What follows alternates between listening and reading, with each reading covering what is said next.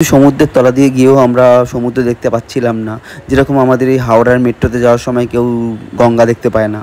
কিন্তু এই টানেলটা ছিল অনেক বড়, শেষই হচ্ছিল না।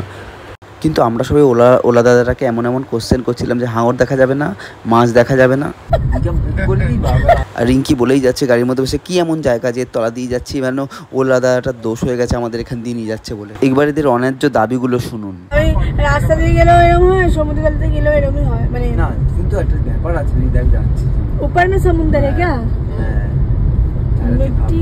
কোশ্চেনগুলোই কী সব করছিল এরা সবাই। কেউ বলছে যে সমুদ্র দেখতে পাচ্ছি না, কেউ বলছে মাছ দেখতে পাচ্ছি না, কেউ বলছে এটা যদি ফুটো হয়ে যায় কি হবে। কিন্তু সত্যি এত বড় টানেলের ভিতর দিয়ে আমরা চলেই যাচ্ছি, শেষ হচ্ছে না।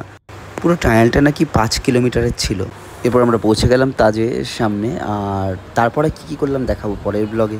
তো এখনের জন্য টাটা সবাইকে।